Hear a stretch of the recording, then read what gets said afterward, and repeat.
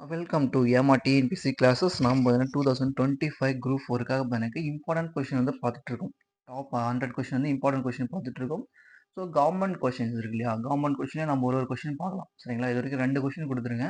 கிட்டத்தட்ட ஒரு 2018 வரைக்கும் ஒரு 100 கொஸ்டின் வந்து பார்க்கலாம். 100 கொஸ்டின் வரைக்கும் பார்க்கலாம். சரிங்களா, என்னால் முடிஞ்ச அளவுக்கு நான் எடுத்து கொடுக்குறேன். உங்களுக்கு அதில் என்ன இம்பார்ட்டன்ட் இருக்கோ அதை மட்டும் நான் எடுத்து கொடுக்குறேன். சரிங்களா, குரூப் 4க்கு தகுந்த கொஸ்டின்ஸ் மட்டும் நான் எடுத்து தந்துட்டு இருக்கேன். ஆல்ரெடி 2 கொஸ்டின் கொடுத்துருப்பேன்.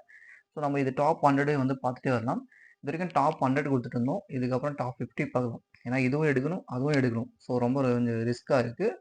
ஸோ நம்ம வந்து எனக்கு டாப் 50யும் அந்த கொஷினில் ஒரு 30-40 கொஷின், அது ரொம்ப ரொம்ப இம்பார்ட்டன்ட் இல்லையா, ப்ரீவியஸ் கொஷின் பார்க்கறது ரொம்ப பெஸ்ட்டு. ஸோ நம்ம அதையும் வந்து பார்க்கலாம். ரெண்டுமே வந்து கண்டினியூ பண்ணுவோம். ஃபர்ஸ்ட் கொஷின், செரு அடுத்தோள் நல்லாதன் என பாயிரம் குறிப்பிடப்படுவது. செரு அடுத்தோள் நல்லாதன் என பாயிரம் குறிப்பிடப்படுவது. நல்லாதன் இருக்கா இல்லையா, அவர் வந்து எனக்கு செரு அடுத்தோள்னு சொல்லியிருப்பாங்க. எந்த நூல்னு கேட்டாக்க பாயிரத்துல. என்ன அப்படின்னு கேட்டீங்கன்னா, அவர் வந்து ஒரு போர் வீரராக இருந்திருக்கலாம். ஸோ இது வந்து எனக்கு ஒரு 4 கொஸ்டின் வந்து ஃப்ரேம் பண்ண முடியும். செரு அடுத்தோள் டேஷ் பாயிரம் குறிப்பிடுகிறது. போர் வீரராக இருந்திருக்கலாம் என்று பாயிரம் குறிப்பிடப்படுகிறது. யார் அப்படின்னா நல்லாதனை. அதே போல நல்லாதன் போர் வீரராக இருந்துக்கலாம் சொல்லிட்டு பாயிரம் குறிப்பிடுவது என்ன அப்படின்னு சொல்லி கேட்கலாம். செரு அடுத்தோள் அப்படின்னு சொல்லிட்டு 4 கொஸ்டின் வந்து எழுந்து ஃப்ரேம் பண்ண முடியும். ஸோ இது ஒரு கொஸ்டின் ரொம்ப ரொம்ப இம்பார்ட்டன்ட், நல்லா ஞாபகம் வச்சுங்க. நட்புக்கோர் படலம் அமைந்துள்ள காண்டம் எது? நட்புக்கோர் படலம் அமைந்த காண்டம் எது? கிட்கிந்தா காண்டம். முதலில் தொகுக்கப்பட்ட தொகை நூலாக கருதப்படுவது எது? முதலில் தொகுக்கப்பட்ட தொகை நூலாக கருதப்படுவது எது? குறுந்தொகை. நான்மணி கடிகையில் உள்ள பாடலின் எண்ணிக்கை. நான்மணி கடிகையில் உள்ள பாடலின் எண்ணிக்கை எத்தனை? 104. பொருள் தருக. பண்பெனப்படுவது. பண்பெனப்படுவது சான்றோர் வழியறிந்து ஒழுகுதல். விடலை, மீள், ஈற்றி போன்ற மக்கள் வாழ்ந்த திணை எது? விடலை, மீள், ஈற்றி போன்ற மக்கள் வாழ்ந்த திணை எது? நெய்தல். பாலை. பாலை. இலக்கண குறிப்பு தருக. செஞ்ஞாயிறு. ஞாயிறு என்பது வந்து பாத்தீங்கன்னா சூரியன். சூரியன் வந்து என்ன கலர்ல இருக்கு? சிவப்பு கலர்ல இருக்கு. அதனுடைய பண்பு வந்து குறிப்பிடுறாங்க. ஸோ வந்து பண்பு தொகை. மதுரை நகரில் யார் வீட்டில் கோவலனும் கண்ணகியும் தங்கினார்கள்? மதுரை நகரில் யார் வீட்டில் கோவலனும் கண்ணகியும் தங்கினார்கள்? கவுந்தியடிகள் வந்து பாத்தீங்கன்னா கூட்டு போயிருப்பாங்க. கவுந்தியடிகள் வந்து கூட்டு போயிருப்பாங்க. ஸோ மாதுரை என்ற பெண் வீட்டில் வந்து பாத்தீங்கன்னா ஒரு வயசான மூதாட்டி வீட்டில் வந்து பாத்தீங்கன்னா தங்கியிருப்பாங்க இருவரும். மணிமேகலை யார் உதவியுடன் அமுத சுரபியை பெற்றாள்? மணிமேகலை யார் உதவியுடன் அமுத சுரபியை பெற்றாள்? தீவதிலகை. மணிமேகலை யாரிடம் அமிர்த சுரபில் முதலில் பிச்சை ஏற்றாள்? மணிமேகலை யாரிடம் அமிர்த சுரபில் முதலில் பிச்சை ஏற்றாள்? ஆதிரை. பாட்டுக்குறு புலவன் என பாராட்டப்படுபவர். பாட்டுக்குறு புலவன் என பாராட்டப்படுபவர் பாரதியார். பூதளம் என்பதன் பொருள். பூதளம் என்பதன் பொருள் பூமி. சேரன்மான் காதலி என்பது. இந்த மாதிரி கொஸ்டின் எல்லாம் கேட்பாங்க, நல்லா படிங்க. அது கவிதையா புதினமா அந்த மாதிரிலாம் கொஸ்டின் கேட்பாங்க, நல்லா தெளிவா படிங்க. சேரன்மான் காதலி என்பது என்ன? கவிதையா புதினமா? புதினம். வண்ணதாசன் என்று அழைக்கப்படுபவர் யார்? வண்ணதாசன் என்று அழைக்கப்படுபவர் யார்? Kalyanji. Classical literature. Classical literature என்பதன் தமிழ் சொல் என்ன? கிளாசிக்கல் லிட்ரேச்சர் என்பதன் தமிழ் சொல் என்ன? செவ்வியல் இலக்கணம். ரூபாவதி என்ற நாடக நூலை இயற்றியவர் யார்? ரூபாவதி என்ற நாடக நூலை இயற்றியவர் யார்? அடுத்த question very very important question. இப்போ டிஎன்பிஎஸ்சி கவர்மெண்ட் கொஸ்டின் கொடுத்தோம் இல்லையா, ஸோ அதில் வந்து பார்த்துருப்பீங்க. சென்னை வாசிகள் சங்கம் எப்பொழுது உருவாக்கப்பட்டதுன்னு சொல்லிலாம் பார்த்துருப்பீங்க இல்லையா. அது வந்து யார் உருவாக்குனதுன்னு சொல்லிவிட்டு ஒரு கொஸ்டின் பார்த்துருப்போம். நம்ம அதுதான் சிலபஸ் வைஸ் கொஸ்டின் படிச்சிங்கன்னா ஈஸியாக உங்களால் வின் பண்ண முடியும். சென்னை வாசிகள் சங்கத்தின் தலைவர் யார்? சென்னை வாசிகள் சங்கத்தின் தலைவர் யார்? கஜிலு லட்சுமி நரசு. தாதாபாய் நவராஜி அவர்கள் இந்திய சங்கத்தை லண்டனில் உருவாக்கிய ஆண்டு. எங்க உருவாக்குறாருன்னு பாருங்க. நல்லா தெளிவா பாருங்க. லண்டன்ல வந்து கிரியேட் பண்ணியிருப்பாரு. சரிங்களா? இந்திய சங்கத்தை லண்டனில் உருவாக்கிய ஆண்டு 1865. சுதேசி காலகட்டத்தின் போது ஆங்கில பொருட்கள் மற்றும் நிறுவனங்கள் புறக்கணிப்பு பற்றி அறைகூவல் விடுத்தவர் யார்? சுதேசி காலகட்டத்தின் போது ஆங்கில பொருட்கள் மற்றும் நிறுவனங்கள் புறக்கணிப்பு பற்றி அறைகூவல் விடுத்தவர் யார்?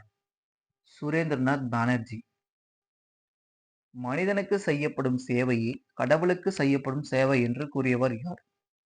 மனிதனுக்கு செய்யப்படும் சேவையே கடவுளுக்கு செய்யப்படும் சேவை என்று கூறியவர் யார்? ராமகிருஷ்ண பரமஹம்சர். பிளாசி போரில் வெற்றி பெற்ற ஆங்கில தளபதி யார்? 1757 பிளாசி போர் நடக்கும். ஸோ இதில் வந்து பார்த்தீங்கன்னா ஆங்கிலேயர்கள் அவங்களுடைய முதல் வெற்றியை வந்து எடுத்துட்டு வருவாங்க. முதல் வெற்றியை எடுத்துட்டு வந்து நிலைநாட்ட ஆரம்பிப்பாங்க. 1857 பெரும்புரட்சி. 100 வருஷத்துல பார்த்தீங்கன்னா மொத்தமா இந்தியாவை பிடிச்சிருவாங்க. ஸோ பிளாசி போரில் வெற்றி பெற்ற ஆங்கில தளபதி யார்? Robert Clive. ஆற்காட்டு வீரர். நம்ம அப்படியே தமிழ்நாட்டுக்கு வந்துருவாரு. தமிழ்நாட்டுக்கு வந்து பார்த்தீங்கன்னா முகமது அலியை வந்து தோற்கடிச்சிருவாரு. ஆற்காட்டு நவாப்பான முகமது அலியை தோற்கடிச்சு அப்படியே வருவாரு. சங்க காலத்தில் பயன்படுத்தப்பட்ட எழுத்து முறை. ஃபர்ஸ்ட் ஆற்காட் நவாப். ஃபர்ஸ்ட் அவங்ககிட்ட சண்டை போடுவார். சண்டை போட்டு தோத்துட்டதுக்கு அப்புறம் தான் அவருக்கு ஹெல்ப் பண்ணுவாங்க. நல்லா புரிஞ்சுக்கங்க. உடனே வந்து பார்த்தீங்கன்னாக்கா சந்தா சாஹிப்புக்கு தான் ஹெல்ப் பண்ணாங்க அப்படின்னு சொல்லி வந்துடக்கூடாது. ஏன்னா சந்தா சாஹிப் வந்து பார்த்தீங்கன்னாக்கா பிரெஞ்சுக்காரர்கள். இவங்க வந்து பார்த்தீங்கன்னாக்கா ஆதரவு கொடுத்துருப்பாரு. ஃபர்ஸ்ட் இவர்கிட்ட சண்டை போட்டிருப்பாங்க. அதுக்கப்புறம் ஆற்காட் நவாப்பான முகமது அலிக்கு வந்து ஆதரவு கொடுத்துருப்பாங்க. ஆதரவு கொடுத்து தான் எதிர்த்து போரிட்டு வந்து பார்த்தீங்கன்னாக்கா நம்ம சந்தா சாஹிப்பை கொன்னுடுவாங்க. சரிங்களா? சங்க காலத்தில் பயன்படுத்தப்பட்ட எழுத்து முறைகள். சங்க காலத்தில் எழுதப்பட்ட எழுத்து முறைகள். தமிழ் பிராமி எழுத்து முறைகள். ஆதிச்சநல்லூர் அமைந்துள்ள மாவட்டம். ஆதிச்சநல்லூர் அமைந்துள்ள மாவட்டம். தூத்துக்குடி. இலக்கண ஆசிரியராகவும் சமஸ்கிருத புலவராகவும் விளங்கியவர் யார்? குப்த அரசர்கள். இது ஒரு இம்பார்ட்டன்ட் பர்சன். குப்த அரசர்ல வெரி இம்பார்ட்டன்ட் பர்சன். செகண்ட் குப்தர் இருக்கார் இல்லையா? இரண்டாம் சந்திரகுப்தர் இருக்கார் இல்லையா? அவருடைய ஆட்சி காலத்துல வந்து பண்ணிருக்க நவரத்தினங்கள் சொல்லிட்டு அந்த 9 பேர் வச்சிருந்திருப்பாரு. அரசவையில் வந்து வச்சிருந்திருப்பாரு. அதுல ஒரு பர்சன் மட்டும் பண்ணிருக்க 2 திறமை வச்சிருந்திருப்பாரு. யார் அப்படின்னு கேட்டாக்கா வராச்சி. அவர் தான் இலக்கண ஆசிரியராகவும் சமஸ்கிருத புலவராகவும் வந்து விளங்கியிருப்பார். தென்னிந்திய கூட்டமைப்பின் திண்டுக்கலைச் சேர்ந்தவர் யார்?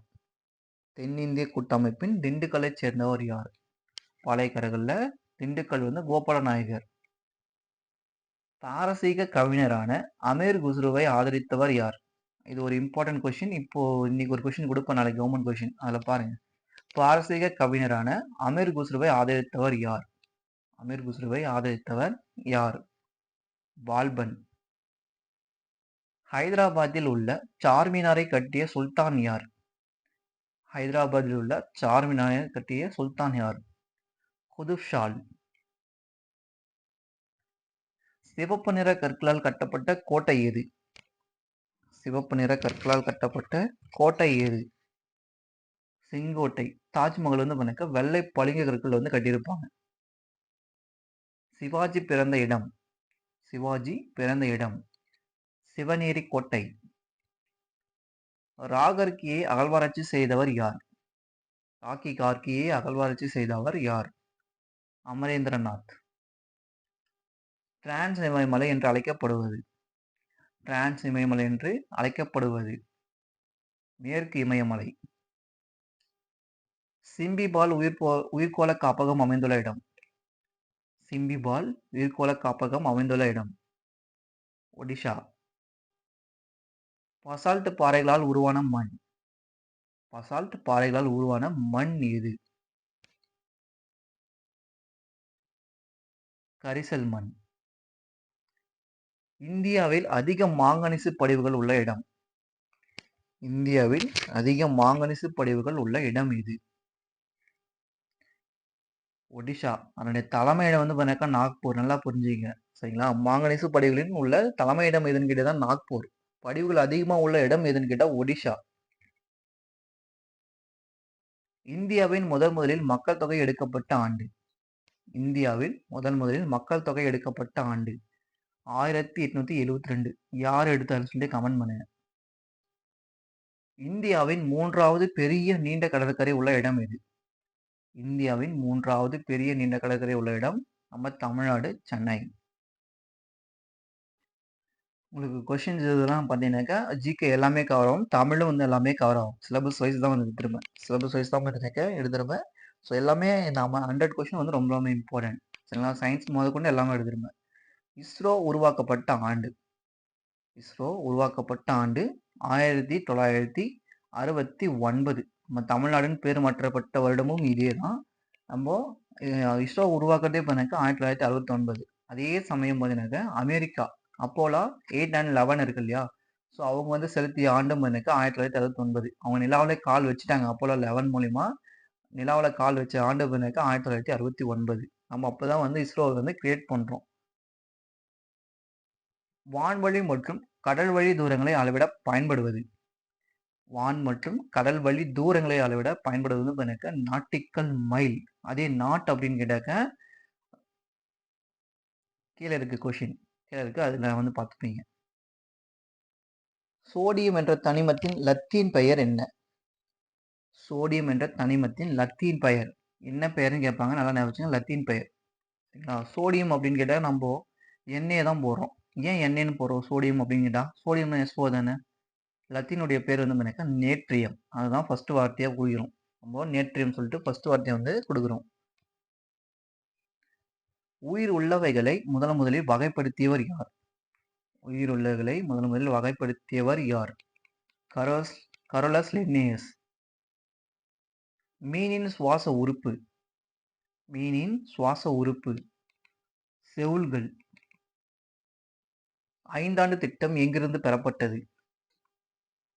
ஐந்தாண்டு திட்டம் எங்கிருந்து பெறப்பட்டது? ரஷ்யா.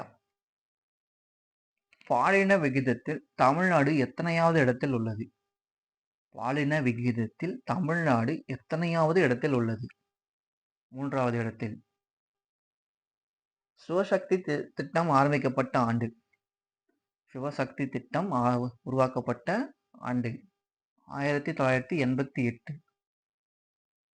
நிதி ஆயோக் அமைக்கப்பட்ட ஆண்டு. நிதி ஆயோக் அமைக்கப்பட்ட ஆண்டு 2015 ஜனவரி 1. நிதி ஆயோக்கின் முதல் துணைத் தலைவர். நிதி ஆயோக்கின் முதல் துணைத் தலைவர் Arvind Panagariya. Very very very important question. இப்போ யார் வந்து நிதி ஆயோக்குடைய தலைவரா இருக்காங்க? இப்போ யாரு நிதி ஆயோக்குடைய தலைவரா இருக்காங்கன்னு சொல்லிட்டு கமெண்ட் பண்ணுங்க. சரிங்களா? அரவிந்த் பணக்காரியா முதல் துணைத் தலைவர். டார்ச்சர் கமிஷன் எந்த சங்கம் மூலம் உருவாக்கப்பட்டது? டார்ச்சர் கமிஷன் எந்த சங்கம் மூலம் உருவாக்கப்பட்டது? இதுவும் ப்ரீவியஸ் கொஸ்டினை பார்த்துருப்பீங்கன்னு நினைக்கிறேன். சென்னை வாசிகள் சங்கம். தாதாபாய் நவ்ரோஜி கிழக்கிந்திய கழகத்தை லண்டனில் உருவாக்கியது எப்போது? தாதாபாய் நவ்ரோஜி கிழக்கிந்திய கழகத்தை லண்டனில் உருவாக்கியது எப்பொழுது? 1866. அந்நிய பொருட்கள் புறக்கணிப்பு பற்றி முதலில் அறிவிக்கப்பட்ட நாள். அந்நிய பொருட்கள் பற்றி புறக்கணிப்பு பற்றி முதலில் அறிவிக்கப்பட்ட நாள் ஜூலை 17, 1905. அந்த டேட்டுக்கு அறிவிக்கலாம்னு சொல்லிட்டே இருப்பாங்க. 19ஆம் தேதி, ஜூலை 19ஆம் தேதி நம்ம ப்ரீவியஸ் கொஸ்டின்ல முன்ன கொஸ்டின்ல பார்த்துருப்போம். ஜூலை 19 வந்து பாருங்க கர்சன் பிரபு அதிகாரப்பூர்வமா அறிவிச்சிருப்பாரு. நான் இந்த டேட்ல வந்து பாருங்க பிரிக்க போறேன் அப்படின்னு சொல்லிட்டு அதிகாரப்பூர்வமா அறிவிச்சிருப்பாரு. நரேந்திரநாத் தத் என்று இயற்பெயர் கொண்டவர் யார்? சுவாமி விவேகானந்தர். வங்காளத்தில் இருந்த வட்டிக்கு பணம் கொடுப்பவர்கள் எவ்வாறு அழைக்கப்பட்டனர்? வங்காளத்தில் இருந்த வட்டிக்கு பணம் கொடுப்பவர்கள் எவ்வாறு அழைக்கப்பட்டனர்? ஜகத் சேத்துகள். இந்திய தேசிய காங்கிரசின் முதல் மாநாட்டில் எத்தனை உறுப்பினர்கள் கலந்து கொண்டனர்? இந்திய தேசிய காங்கிரசில் மாநாட்டில் எத்தனை உறுப்பினர்கள் கலந்து கொண்டனர்? 72. 72. அதெல்லாம் நம்ம தமிழ்நாடு சேர்ந்தவங்க மட்டும் எத்தனை பேர் ஏன்னு கேட்டா நம்ம ஏஃபோயூ என்ன பண்றாரு? தமிழ்நாட்டுக்கு தான் 1884 வந்து ஒரு மாநாட்டில் பிரம்மண சபையோட மாநாட்டில் வந்து கலந்துப்பாரு. ஸோ தமிழ்நாடு ஆளுங்கள்லாம் பேஸ் பண்ணி தான் வந்து கிரியேட் ஆகும் இந்த இந்திய தேசிய காங்கிரஸ். அப்போ நம்ம தமிழ்நாட்டிலேருந்து எத்தனை பேர் கலந்துக்கிட்டாங்க? 72 பேர்ல தமிழ்நாட்டிலேருந்து கலந்துக்கிட்டவங்க எத்தனை பேர்? அதாவது மெட்ராஸ் மாகாணத்துல. தென்னிந்திய கூட்டமைப்பின் ஆனைமலை சார்ந்தவர் யார்? தென்னிந்திய கூட்டமைப்பின் ஆனைமலை சார்ந்தவர் யார்? எத்துல் நாயக்கர். சேரர்கள் பற்றி குறிப்பிடும் கல்வெட்டு. சேரர்கள் பற்றி குறிப்பிடும் கல்வெட்டு. புகழூர் கல்வெட்டு. கீழடி அமைந்துள்ள மாவட்டம். கீழடி அமைந்துள்ள மாவட்டம் சிவகங்கையில திருப்பத்தூர் தாலுக்கா அப்படின்னு சொல்லி ஒரு இடம் இருக்கு. அங்க வந்து இருக்கும். இந்தியாவின் ஷேக்ஸ்பியர் என்று அழைக்கப்படுபவர். இந்தியாவின் ஷேக்ஸ்பியர் என்று அழைக்கப்படுபவர் காளிதாசர். கில்ஜி வம்சத்தின் ஆட்சியை தொடங்கியவர் யார்? கில்ஜி வம்சத்தின் ஆட்சியை தொடங்கியவர் யார்? ஜலாலுதீன் கில்ஜி. துசுக்-இ பாபுரி என்ற சுயசரிதை எழுதியவர் யார்? Very very important. ஏன்னு கேட்டா அவரே வந்து அவருக்கு வந்து சுயசரிதை எழுதியிருப்பாரு. துசுக்-இ பாபுரி. துசுக்-இ பாபுரி. பாபர். ஷாஜகான் தனது தலைநகரான ஷாஜஹானாபாத்தில் செங்கோட்டை கட்டப்பட்ட ஆண்டு. செங்கோட்டை கட்டப்பட்ட ஆண்டு எங்க கட்டுறாருன்னா தன்னுடைய தலைநகரான ஷாஜஹானாபாத்தில். ஆக்ரான்னு சொல்லி சொல்றோம் இல்லையா, அங்கதான் வந்து பார்த்தீங்கன்னா ஷாஜஹானாபாத் அவருடைய பிளேசஸ். 1639. சிவாஜியின் தாயார் யார்? சிவாஜியின் தாயார் யார்? மராத்தியர்களை பொறுத்த வரைக்கும் உங்களுக்கு சிலபஸ் வந்து பார்த்தீங்கன்னா பெருசா இருக்கிற மாதிரி தெரியும். நான் மராத்தியர்லேயே பார்த்தீங்கன்னா பேஷ்வாக்கள் அதிகமாக கொடுத்துருப்பாங்க. ஸோ சிவாஜி மட்டும்தான் உங்களுக்கு அதிகமாக கொஸ்டின் கேட்கக்கூடிய பார்ட்ஸ். சரிங்களா? அவங்களுடைய அதனால சிவாஜியுடைய தாயார் தந்தை யார் அப்படின்னு அவர் பிறந்த வருஷம் அதெல்லாம் கொஸ்டின் கேட்பாங்க. ஸோ சிவாஜியை பொறுத்த வரைக்கும் இதை ஃபுல்லாவே தெரிஞ்சு வச்சுங்க. சிவாஜியின் தாயார் யார்? ஜிஜாபாய். தோழவேரா பகுதியை அகழ்வாராய்ச்சி செய்தவர் யார்? சிந்து சாமுவேலியின் தோழவேரா பகுதியை அகழ்வாராய்ச்சி செய்தவர் யார்? ஜே.பி. ஜோஷி. பூர்வாஞ்சல் குன்றுகள் என்று அழைக்கப்படுவது. பூர்வாஞ்சல் குன்றுகள் என்று அழைக்கப்படுவது கிழக்கு இமயமலை. பச்மாரி உயிர்கோள காப்பகம் அமைந்துள்ள இடம். பச்மாரி உயிர்கோள காப்பகம் அமைந்துள்ள இடம் மத்திய பிரதேஷ்.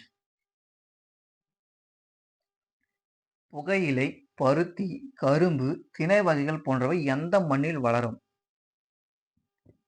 புகையிலை, பருத்தி, கரும்பு, திணை வகைகள் போன்றவை எந்த மண்ணில் வளரும்? கரிசல் மண்ணில். இந்திய மாங்கனீசு தாதுவின் தலைமையிடம். முன்னே சொன்னேன் இல்லையா, முன்னே வந்து சொல்லியிருப்பேன் சரிங்களா, அதனுடைய படிவுகள் அதிகமாக இருக்கக்கூடிய தாது படிவுகள் அதிகமாக இருக்கக்கூடிய இடம் தான் வந்து ஒடிஷா. அதோட தலைமையிடம் வந்து பார்த்தீங்கன்னா நாக்பூர். இந்தியாவில் முதல் முறையாக முறையான மக்கள் தொகை எடுக்கப்பட்ட ஆண்டு. இந்தியாவில் முதலில் முறையாக மக்கள் தொகை எடுக்கப்பட்ட ஆண்டு 1881. யார் எடுத்தாங்க அப்படின்னு சொல்லி கமெண்ட் பண்ணுங்க. முன்ன வந்து ஆன்சருக்கு சொல்லியிருந்தீங்கன்னு கேட்டாக்கா இதுக்கு வந்து மேயோ பிரபு வந்து எடுத்துருப்பாரு ஃபர்ஸ்ட்.